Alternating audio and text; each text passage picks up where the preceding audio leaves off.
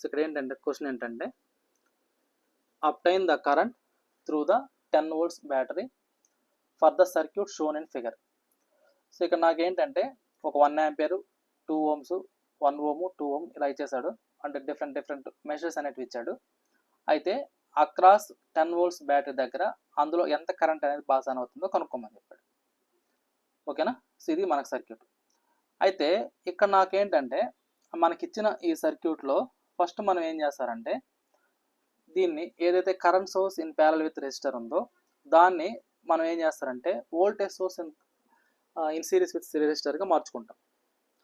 So ఇక్కడ చూడండి, దీన్ని సోర్స్ ట్రాన్స్ఫర్మేషన్ టెక్నిక్ అంటారు. అంటే ఈ విధంగా ఇచ్చేసినప్పుడు మనకి ఏమవుతాయంటే నెంబర్ ఆఫ్ లూప్స్ ఎక్కువైపోతాయి. సో దాన్ని రెడ్యూస్ చేసుకోవడానికి నేనేం చేస్తానంటే ఇక్కడ ఏదైతే నాకు ఇక్కడ current source in parallel with resistor అంటే ఈ 2 బ్రాంచెస్ ఏవైతే ఉన్నాయో సో దీన్ని నేనేం చేస్తానంటే voltage source in series with రెసిస్టర్గా మార్చుకుంటా. సో ఎప్పుడైతే నాకు ఒక కరెంట్ సోర్స్ ఇలా ఉండి దీని కలర్గా ఒక రెసిస్టర్ ఉంటుందో సో దీన్ని మనం ఏం చేయొచ్చు అంటే ఇక్కడ ఇది ఒక కరెంట్ సోర్సు, ఇది ప్యారల్ విత్ రెసిస్టర్. దీన్ని మనం ఏం చేస్తారంటే ఒక voltage source in series with రెసిస్టర్గా మార్చుకోవచ్చు అన్నమాట. దీన్ని మనం ఏమంటామంటే సోర్స్ ట్రాన్స్ఫర్మేషన్ టెక్నిక్ అంటారు. మరి ఇక్కడ వోల్టేజ్ సోర్స్ అన్నప్పుడు వోల్టేజ్ సోర్స్ యొక్క వాల్యూ ఎంత, రెసిస్టర్ వాల్యూ ఎంత అని అర్థం చేసుకున్నట్లయితే ఇక్కడ నాకు కరెంట్ వచ్చేసరికి ఏమో 1 ఆంపియర్, రెసిస్టర్ ఏమో 2 ohms. సో దీని నుంచి V ఈక్వల్ ఏమవుతుంది నాకు IR అంటే 2 into 1 అంటే ఎంత వస్తుంది వోల్టేజ్ అంటే 2 volts. సో కాబట్టి నాకు ఇక్కడ వచ్చే వోల్టేజ్ ఎంత అంటే 2 volts.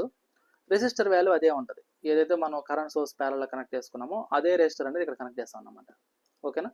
సరే, సో ఇప్పుడు దీన్ని బేస్ చేసుకొని మనం సర్క్యూట్ని రీడ్రాన్ చేసుకుంటే నాకు సర్క్యూట్ ఏమైపోతుంది అంటే ఇక్కడ సో ఇక్కడ చూడండి, ఇదొక వోల్టేజ్ సోర్సు, దీని వాల్యూ 2 volts.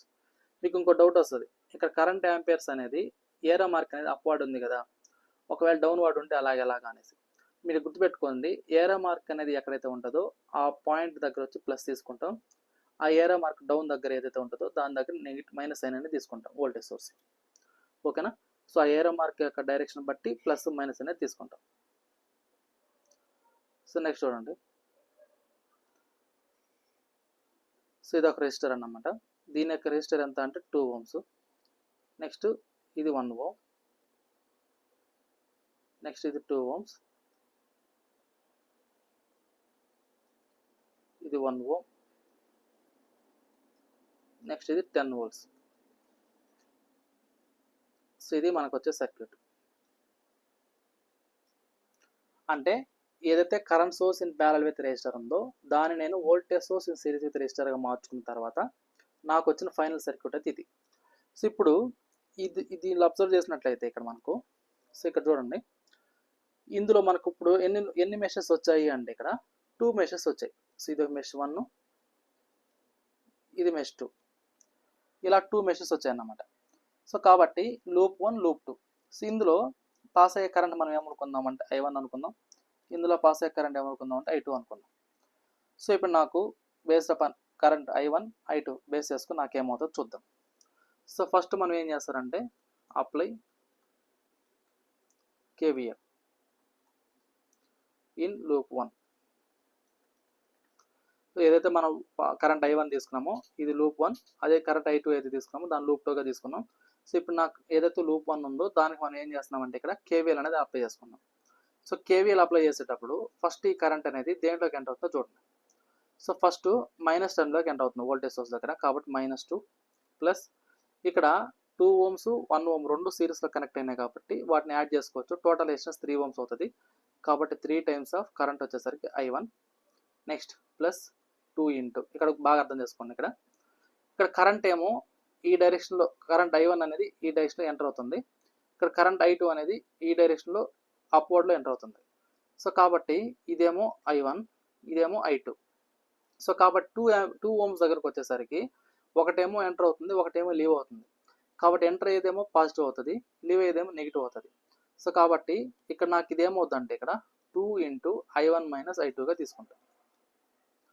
సో ఇప్పుడు నాకు ఇక్కడ 2 ohms దగ్గరికి ఏదైతే ఎంటర్ అవుతుందో అది పాజిటివ్, ఏదైతే దాని దగ్గరికి అంటే ఆపోజిట్ డైరెక్షన్లో అంటే 2 ohms దగ్గరికి ఏదైతే కరెంటు అంటే మనం తీసుకున్న లూప్ని బేస్ చేసుకున్నాం.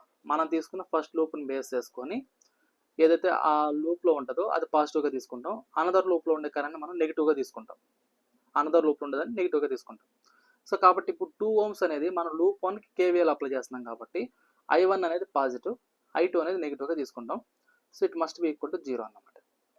సో ఇప్పుడు దీని నుంచి 3I1 plus 2I1 minus 2I2 equal to 2 అవుతుంది. ఓకేనా? ఇప్పుడు దీని నుంచి ఈ రెండింటిని యాడ్ చేసుకుంటే ఏమవుతుంది నాకు 5I1 minus 2I2 equal to 2. ఇది ఒక ఈక్వేషన్ అన్నమాట. ఇది ఒక ఈక్వేషన్. సో అదేవిధంగా లూప్ 2కి కేవీఎల్ అప్లై చేసుకున్నట్లయితే సో ఇప్పుడు మనం ఏం చేస్తాం, లూప్ 2కి కేవీఎల్ అనేది అప్లై చేస్తాం. So apply KVL in loop 2. So loop 2 KVL apply చేసుకున్నప్పుడు నాకేమవుతుందో చూద్దాం. సో ఇందులో నాకేమవుతుంది, ఫస్ట్ ఇక్కడ చూడండి, కరెంట్ అనేది 10 volts వోల్టేజ్ సోర్స్ ఏదైతే ఉందో అక్కడికి నెగిటివ్ టర్మినల్ దగ్గర ఎంటర్ అవుతుంది కాబట్టి -10 అవుతుంది. అదేవిధంగా 1 ohm రెసిస్టర్ అనేది ఫస్ట్ ఉంది కాబట్టి 1 into I2 అవుతుంది. సో కాబట్టి 1 ohm into current I2 -10 plus next చూడండి 10 volts దగ్గర మైనస్ గంట అయింది కాబట్టి ప్లస్ -10గా తీసుకున్నాం, 1 ohm అయిపోయింది. నెక్స్ట్ ఏంది, 2 ohm రెసిస్టర్ ఉంది. ఈ 2 ohm రెసిస్టర్ అనేది లూప్ 2 బేస్ చేసుకొని తీసుకున్నాం కాబట్టి లూప్ 2లో ఏదైతే కరెంట్ ఉంటుందో అది పాజిటివ్ అవుతుంది. అది ఈ 2 అనేది అనదర్ లూప్ కూడా ఇంటర్లింక్ అయింది కాబట్టి అందులో ఉన్న కరెంట్ ఏమవుతుందంటే నెగిటివ్ అవుతుంది. అంటే మీనింగ్ ఏంటి, I2 మైనస్ I1గా తీసుకుంటాం. ఓకేనా? With respect to second loop కాబట్టి I2 అనేది పాజిటివ్, I1 అనేది నెగిటివ్. ఒకవేళ ఫస్ట్ లూప్ అయితేనేమో I1 పాజిటివ్ అవుతుంది, I2 అనేది నెగిటివ్ అవుతుంది. సో ఇప్పుడు నాకు ఇది ఏమవుతుందంటే ఇక్కడ so 2 into I2 minus I1 equal to 0గా తీసుకుంటాం. సో ఇప్పుడు నాకు ఇది ఏమవుతుందంటే I2 ప్లస్ ఈ మైనస్ ఆ సైడ్ తీసుకెళ్దాం. So 2I2 minus 2I1 equal to 10. So దీని నుంచి ఇదేమవుతుందంటే ఇక్కడ so 3I2 minus 2I1 equal to 10. ఇది ఈక్వేషన్ 2. సో కాబట్టి మనకి ఏవైతే ఈక్వేషన్స్ వచ్చాయో సో మనకి ఏవైతే 2 ఈక్వేషన్స్, ఒకటేమో 5I1 minus 2I2 equal to 2, ఇది ఒక ఈక్వేషన్ 1. అదేవిధంగా సెకండ్ ఈక్వేషన్ వచ్చేసరికి 3I2 minus 2I1 equal to 10. ఇవి 2 ఈక్వేషన్స్ అన్నమాట. ఈ 2 ఈక్వేషన్స్ని మనం సాల్వ్ చేసుకున్నట్టయితే so by solving 1 and 2, so by solving 1 and 2 we get I1 and I2. So we get I1 and I2. So కాబట్టి వీటిని మనం సాల్వ్ చేసుకుంటే సింపుల్ మ్యాథమెటికల్ ఈక్వేషన్ బేస్ చేసుకొని సో కరెంట్ I1 వచ్చేసరికి ఎంత వస్తుంది, I2 ఈక్వల్ ఎంత వస్తుందంటే సో ఇక్కడ చూడండి కరెంట్ I1 వచ్చేసరికి 2.36 యాంపియర్స్ వస్తుంది. సో 2.36 యాంపియర్స్ అనేది I1 వస్తుంది. అదేవిధంగా I2 కరెంట్ వచ్చేసరికి ఎంత వస్తుందంటే నాకు ఇది so 4.91 amperes. So current I1 ఏమో 2.36, కరెంట్ I2 ఏమో 4.91. సో ఇది వస్తుంది అన్నమాట. అయితే మనం అడిగిన క్వశ్చన్ ఏంటి, సో 10 volts బ్యాటరీలో పాస్ అయ్యే కరెంట్ ఎంత అన్నాడు. ఇక్కడ 10 volts బ్యాటరీలో పాస్ అయ్యే కరెంట్ వచ్చేసరికి ఏంటి అంటే నాకు కరెంట్ I2 అన్నమాట. సో కాబట్టి ఈ యొక్క I2 కాబట్టి నాకేమవుద్దంటే ఇక్కడ నాకు సో 4.91 అనే కరెంట్ అనేది పాస్ అవుతుంది. ఓకేనా? సో కాబట్టి so current of the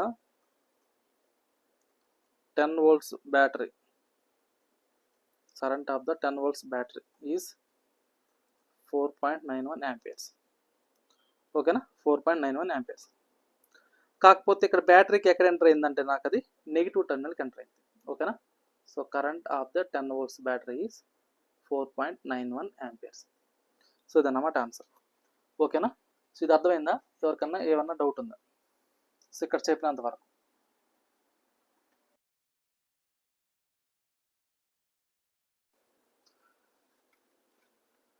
What is the power loss in the 10 ohm resistor in the network shown in figure? Use mesh analysis. So ఇది క్వశ్చన్. సో ఇందులో మనకి ఏం కావాలా, పవర్ లాస్ అనేది కావాలి. 10 ohm రెసిస్టర్ దగ్గర బేస్ అందులో పాస్ అయ్యే కరెంట్ బేస్ చేసుకుని మనం పవర్ లాస్ అనేది కనుక్కుంటాం అన్నమాట ఇక్కడ. సో ఇక్కడ చూడండి, సో దీన్ని ఎలా సాల్వ్ చేస్తాం ఏంటి అన్నప్పుడు సో దీని సొల్యూషన్ చూడండి. సో ఫస్ట్ ఆఫ్ ఆల్ మనకి ఏంటంటే ఇందులో మనం ఏం చేస్తామంటే ఇక్కడ మనకి ఏదైతే లూప్ ఉందో ఈ లూప్లో ఫస్ట్ లూప్స్ తీసుకుంటాం, అందులో కరెంట్స్ అనేవి ఇండికేట్ చేసుకుంటాం. సో అన్నిటిని మనం ఏంటంటే క్లాక్ వైర్ డైరెక్షన్ తీసుకుంటాం అనమాట.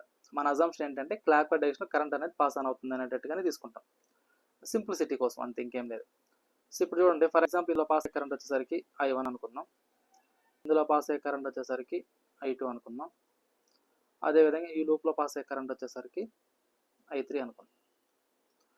సో 3 లూప్స్ ఉన్నాయి కాబట్టి 3 కరెంట్స్ అనేవి వచ్చాయి. ఓకేనా, 3 కరెంట్స్ అనేవి వచ్చాయి. ఇప్పుడు మనం ఏం చేస్తారంటే, so apply KVL in loop 1.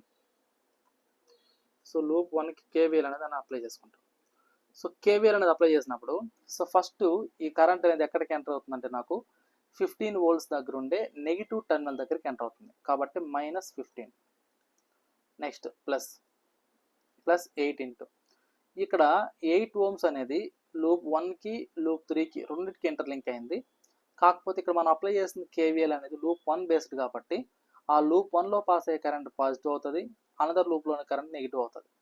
So కాబట్టి ఇది ఎలా రాసుకోవచ్చు అంటే మనము I1 - I3గా రాసుకోవచ్చు. నెక్స్ట్ ప్లస్ నెక్స్ట్ 3 ohms ఉంది. నెక్స్ట్ 3 ohms అన్నప్పుడు ఇందులో ఇది దేనికి లింక్ అయిందంటే లూప్ 1కి లూప్ 2కి లింక్ అయింది. మన KVL అప్లై చేసి లూప్ 1 కాబట్టి అది పాజిటివ్ అవుతుంది, లూప్ 1లో పాస్ అయ్యే కరెంట్ పాజిటివ్ అవుతుంది, లూప్ 2లో పాస్ అయ్యే కరెంట్ నెగిటివ్ అవుతుంది. సో కాబట్టి నాకు ఇదేమొస్తుంది I1 - I2. So it must be equal to 0, ఎందుకంటే ఆ లూప్ క్లోజ్ అయిపోయింది కాబట్టి. సో ఇప్పుడు దీన్ని బేస్ చేసుకొని నాకు ఇదేమొస్తుంది అంటే, so -15 + 8I1 - 8I3 + 3 × I1 - 3I2 = 0 అవుతుంది. సో ఇందులో 8I1 3I1, సో మొత్తం ఎంత 11I1 - 3I2 - 8I3 = 15. సో ఇది వచ్చేసరికి ఫస్ట్ ఈక్వేషన్ అన్నమాట. సో ఈక్వేషన్ 1 ఫస్ట్ ఈక్వేషన్ అది. సో నెక్స్ట్ ఏం చేస్తామంటే మనము, సో లూప్ 2కి KVL అనేది అప్లై చేసుకుంటాం. So apply KVL in loop 2. So KVL అనేది లూప్ 2కి అప్లై చేసినప్పుడు ఏమవుతుంది, సో ఇక్కడ చూడండి, ఇక్కడ లూప్ 2లో మనకు ఉన్నది అన్ని రెసిస్టర్స్ ఉన్నాయి, కాకపోతే అవి 2 లూప్స్కి లింక్ అయినాయి. సో కాబట్టి ఫస్ట్ 5 ohms తీసుకోండి. ఈ 5 ohms దగ్గర మనం విత్ రెస్పెక్ట్ టు లూప్ 2 ద్వారా చేస్తున్నాం కాబట్టి లూప్ 2లో పాస్ అయ్యే కరెంట్ పాజిటివ్ అవుతుంది, అనదర్ లూప్ ఏదైతే ఉందో ఆ లూప్లో కరెంట్ పాస్ అనేది నెగిటివ్ అవుతుంది.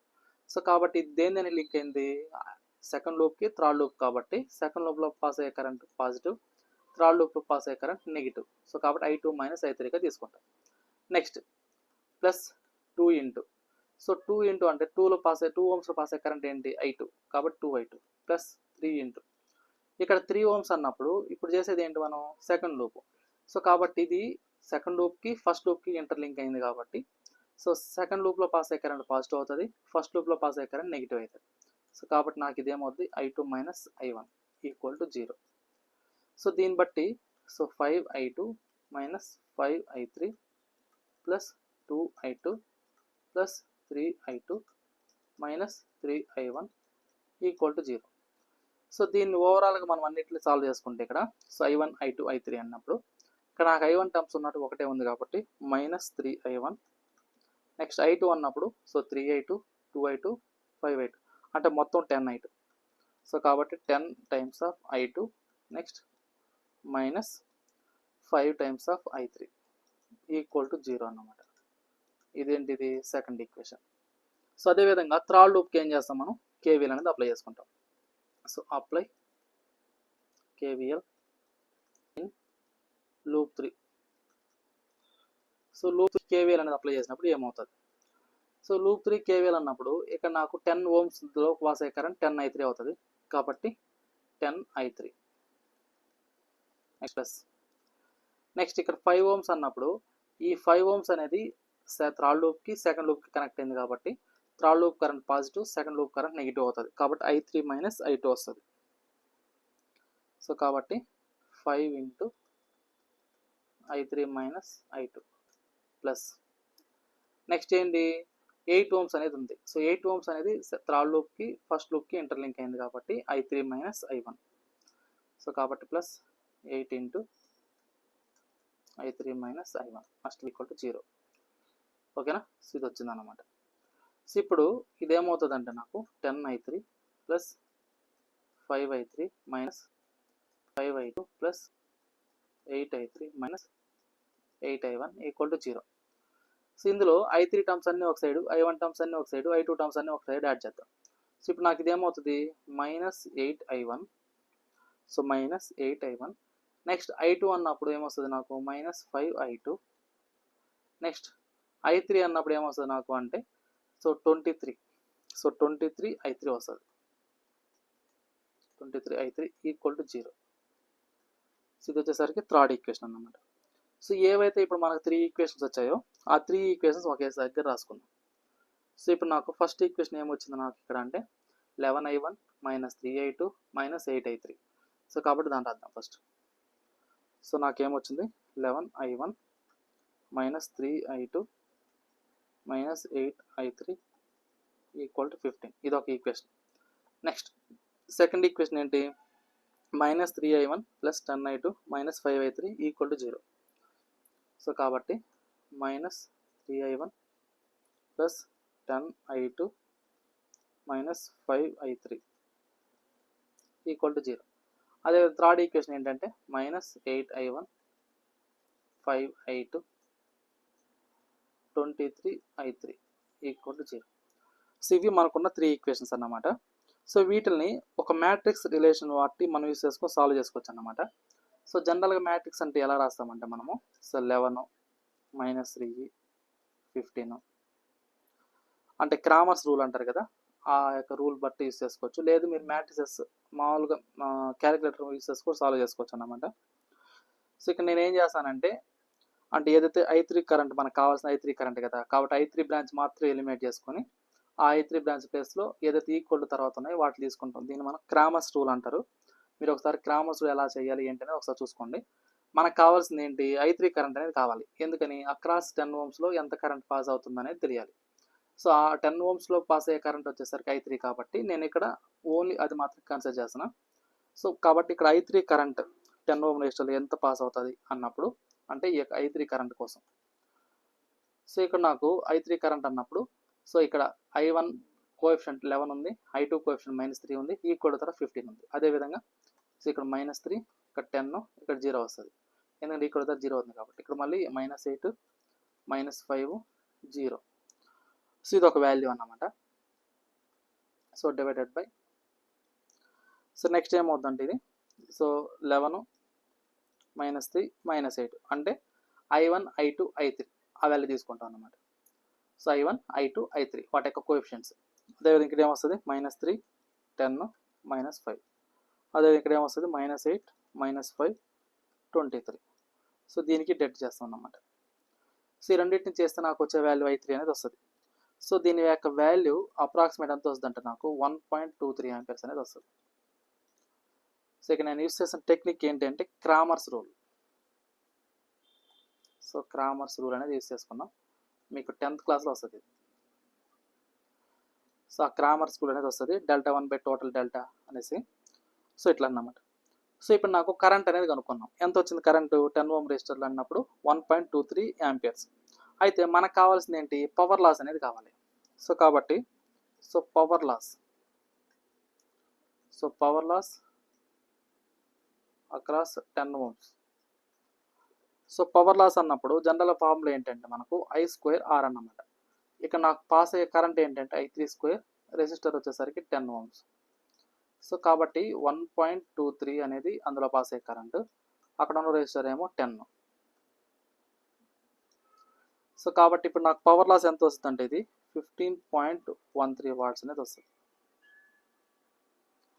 సో నాకు పవర్ లాస్ ఎంత అంటే 15.13 వాట్స్. సో ఈ విధంగా మనం ఏం చేస్తారంటే మనకి ఇచ్చిన ప్రాబ్లంకి ఈ యొక్క మెష్ అనాలిసిస్ టెక్నిక్ యూజ్ చేసుకొని దాన్ని బేస్ చేసుకొని మనం ఏం చేస్తాం, ఈ యొక్క వాల్యూస్ అనేది కనుక్కుంటాం. ఇది క్లియరా, ఎవరికైనా ఏమైనా డౌట్ ఉందా?